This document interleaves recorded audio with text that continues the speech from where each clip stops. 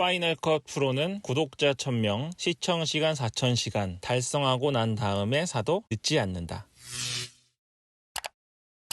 안녕하세요, 파이널 컷 무비입니다. 오늘은 제가 4K 동영상을 왜 찍어야 되는지 말씀드리겠습니다. 나는 4K 안 할 건데 1080p FHD로만 할 건데 무슨 말이지? 라는 생각이 들 수 있는데요. 지금 제가 말씀드리는 기준은 1080으로 출력하는 걸 기준으로 말씀드리는 겁니다. 4K로 출력하지 않고 유튜브에 4K로 업로드도 하지 않을 거예요. 그런데도 불구하고 4K로 촬영을 무조건 하시고 편집을 무조건 하는 게 왜 필요한지 말씀드리겠습니다. 그 4K로 찍지 말아야 될 이유들도 많이 있는데 그중에 이런 말씀들 하시거든요. 컴퓨터 사양이 딸려서 하면 안 된다라고 말씀하시는데 그거는 4K를 사용하지 말아야 될 이유가 아니죠. 컴퓨터가 없어서 그런 거잖아요. 그러니까 컴퓨터가 있고 다 작업이 가능한데 안 되는 이유를 말해야 된다고 생각합니다. 좋은 컴퓨터를 살지는 개인의 선택이기 때문에 제가 지금 이걸 말씀드리는 게 뭐냐면 이 인텔 CPU가 아주 쓰레기잖아요. 뭐 좋은 건 좋은데 비싸죠. 워낙 발열이 많고 그동안 없어서 쓴 거지 별로 사용하고 싶지 않은 그런 인텔입니다. 지금 마이크로소프트나 애플에서도 M1 칩과 같이 자체 CPU가 나오고 있는 상황이기 때문에 제가 지금 기회를 말씀드리는 거예요. 4K 동영상을 사용할 때 편집이 어렵다고 느껴지실 수도 있지만 최근에 나온 역사상 가장 가성비가 좋은 노트북 뭐죠? 맥북이잖아요. 맥북이라는 이름 앞에 가성비가 붙었다는 거는 정말 기적적인 일입니다. 근데 M1 칩이 달린 129만원짜리 맥북으로도 4K 동영상 편집이 가능합니다. 물론 그것도 안 되는 이유를 찾으면 찾겠지만 됩니다. 웬만한 200~300짜리 윈도우 노트북보다 훨씬 잘 돌아가니까요. 그렇게 생각하시고 이제 4K 영상을 주력으로 찍으시기를 권해드립니다. 자, 먼저 기준은요 1080으로 출력하는 걸 기준으로 말씀드릴게요. 첫 번째 이유입니다. 촬영을 할 때 짐벌을 쓰시는 분들도 있고 짐벌이 아니라 옛날에는 스테디캠을 많이 썼잖아요. 뭐 이건 모르실 거예요. 무시하시고 또 손으로 들고 찍는 경우가 많습니다. 아이폰이나 갤럭시 21 같은 경우에는 손떨림 방지가 워낙 잘 돼 있어서 어느 정도 보기 싫지 않을 정도까지는 손떨림을 잡아주긴 하는데요. 일반 DSLR이나 미러리스 같은 거 최신형 말고 A7C 이런 거 말고 일반적으로 저처럼 캐논 바디 같은 거 쓰시는 분들은 사실 손으로 들고 찍을 때 손떨림이 엄청납니다. 이걸 이제 프로그램에서 잡아주는데 손떨림을 잡아줄 때 생기는 현상이 크롭이에요. 이거 예를 들어서 이 영상 한번 보세요. 이거 제가 길에서 찍은 영상인데 보시면 그냥 봐도 플레이 해볼게요.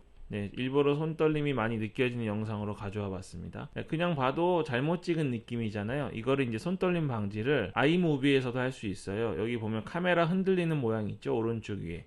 이걸 눌러서 흔들리는 비디오 안정화, 제가 티가 많이 나라고 최고로 심하게 해보겠습니다. 이렇게 해보면 이제 흔들림이 없는 것처럼 거의 없는 것처럼 느껴집니다. 이 정도로 안정화가 되는데 문제는 크롭이 돼요. 크롭이라는 거는 원본 영상의 일부를 잘라낸다는 의미입니다. 만약에 손떨림 방지를 안 했으면 오른쪽이 보이시나요? 네, 손떨림 방지를 안 했으면 이 정도 사이즈로 원래 찍어 온 건데 흔들림 방지 기능을 사용하면 이거를 자체적으로 흔들어서 안정화시켜 주는 거기 때문에 이 주변부가 딱 맞지 않고 검은색 부분이 막 생기게 됩니다. 그래서 그것들을 안 보이게 하려고 안 보이는 부분까지 영상을 잘라내게 되는 거예요. 자, 잘라내면 뭐가 문제냐, 내가 원하는 프레임 안에 안 들어갈 수도 있지만 더 문제는 화질이 떨어집니다. 1080p FHD로 찍어 왔는데 FHD로 된 거를 흔들림 방지를 하면 강제로 확대가 되는 거겠죠. 확대가 되면 화질이 당연히 떨어지게 되는 겁니다. 근데 4K로 찍어 오시잖아요. 4K로 찍어 오면 이미 이 영상 자체가 2배나 화소가 많이 들어가 있는 겁니다. 흔들림 방지를 하더라도 원본 화질이 전혀 깨지지 않고 크롭을 해서 쓸 수 있는 거예요.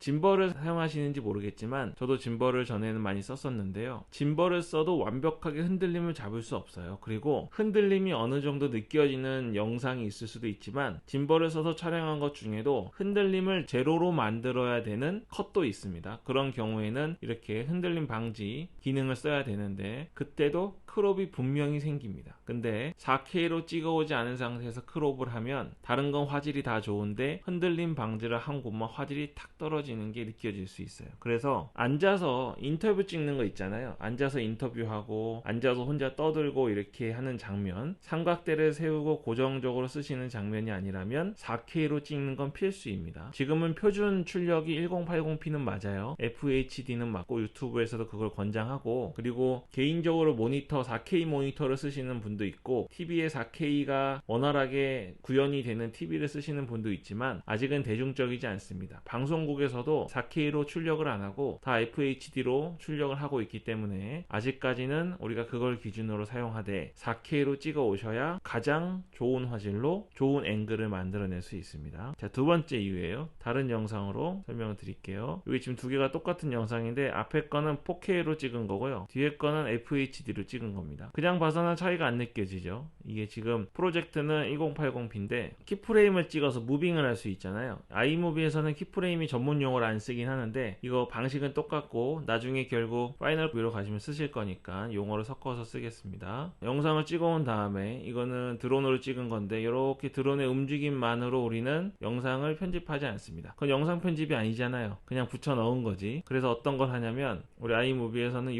기능이 있죠. 그래서 오른쪽 끝을 누르면 움직이게 할 수 있습니다. 그래서 이렇게 하고 뒤에 거를 이렇게 해주면 플레이 해볼까요? 그럼 이런 장면이 나오죠. 드론은 뒤에서 앞으로 줌인을 했지만 편집에서 오른쪽에서 왼쪽으로 이동하는 것까지 같이 주는 겁니다. 예전에는 이런 편집기가 없을 때는 실제로 앞으로 가면서 옆으로 움직여야 됐잖아요. 이런 기능을 할 수 있는 겁니다. 근데 보시면 알겠지만 벌써 원래 요만한 화면이 요만큼으로 확대가 되니까 2배 이상 확대가 됐죠. 그러니까 화질이 떨어질 수밖에 없습니다. 기존에 있는 원본 화질을 쭉 늘린 거예요. 늘린 거기 때문에 이런 무빙을 언제나 편집에서는 하기 때문에 FHD로 찍어와서 무빙을 걸면 화질은 2배에서 뭐 1.5배 정도는 떨어지게 되어 있는 겁니다. 하지만 4K로 찍어온 상태에서는 이미 이 안에 화소의 밀도가 2배나 높기 때문에 이런 무빙을 줘도 화질이 떨어지지 않은 상태에서 작업이 가능하게 됩니다. 실제로 4K로 찍어 오셔서 무빙을 했을 때도 화질이 안 떨어지려면 2분의 1 정도로만 줄여서 사용하셔야 돼요. 예를 들면 이 정도죠. 아이무비에서는 수치까지 직접 입력하지 않고 마우스로 이렇게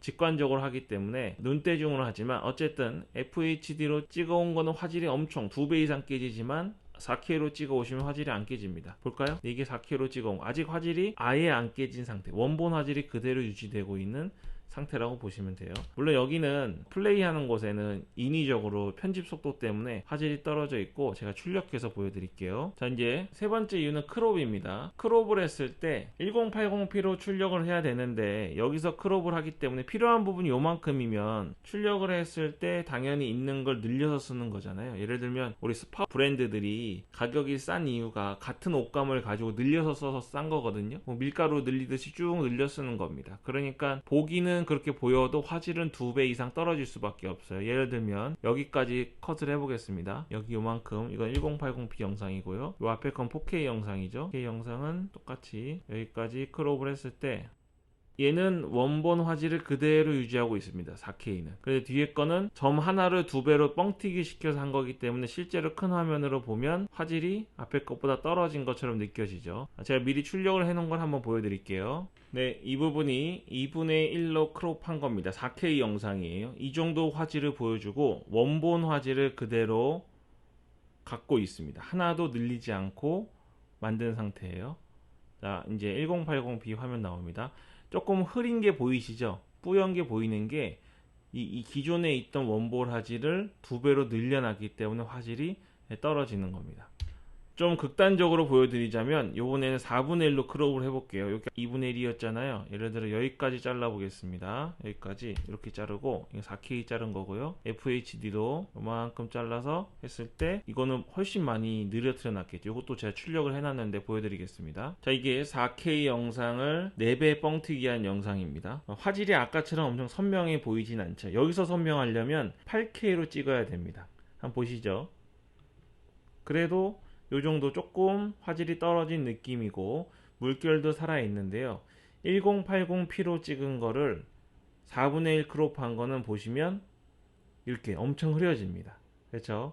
그래서 이렇게 차이가 제가 극단적으로 보여주려고 이렇게까지 엄청나게 크롭은 하지 않지만 왜 FHD로 출력을 하면서도 4K로 촬영을 해와야 유리한지를 보여드리는 겁니다. 자, 이제 이해가 되셨을 거예요. 자, 근데 이렇게 생각하시는 분이 있을 거예요. 나는 손떨림 방지 기능도 안 쓰고 무빙도 안 하고 크롭도 안 할 거다. 그러면 FHD로 찍으면 되겠지? 라고 생각하실 거예요. 맞습니다. 그러면 그렇게 찍으셔도 돼요. 아까 제가 말씀드린 것처럼 인터뷰 영상 같은 거를 찍을 때는 사실 크게 상관은 없습니다. 근데 한 가지는 뭐냐면 화질이 차이가 있습니다. 똑같이 크롭을 안 한 상태에서 FHD로 출력을 하는데 4K로 찍어온 영상이랑 FHD로 찍어온 영상을 똑같이 출력하면 4K로 찍은 영상이 훨씬 선명해요. 그런 차이가 있습니다. 그래서 그거는 조금 영상미가 필요하거나 사람들에게 쨍하고 깔끔한 영상을 보여주셔야 되는 분들은 4K 영상으로 찍어오는 게 좀 유리한 편이다, 이런 느낌입니다. 근데 아까 서두에 말씀드린 것처럼 아직 M1 맥북이나 윈도우도 뭐 i9이나 i7 윗등급 이런 거 쓰시지 않는 분들은 4K 영상이 부담스러우실 수 있잖아요. 그런 경우에는 크롭을 많이 하시지 않을 때에는 4K를 선택하실 수가 없겠죠. 어쨌든 4K는 4K로 출력하지 않더라도 꼭 필요한 영상 소스라는 거 기억하시면 되겠습니다. 지금 4K로 찍을 수 있는 기계가 이제 스마트폰 아니면 DSLR이나 미러리스인데요. DSLR이나 미러리스의 경우에는 4K를 훌륭하게 찍어내려면 소니 정도는 가셔야 됩니다. A7C나 A7 마크3 정도는 가셔야 되는데 굉장히 부담이 커지고, 소니 그 정도 미러리스 가시면 KG도 사고 이것저것 다 사시면 3,400으로 안 끝나요. 그래서 처음 시작하실 때는 아이폰이나 갤럭시 S21과 같은 것들로 시작하시길 추천드립니다. 이 스마트폰으로 4K 영상을 어떻게 좀 훌륭하게 담을 수 있는지, 특히 아이폰으로 찍을 때 어떤 점을 주의해야 되는지도 제가 금방 다루겠습니다. 네, 그럼 오늘 여기까지 하겠습니다. 파이널 컷 무비였습니다.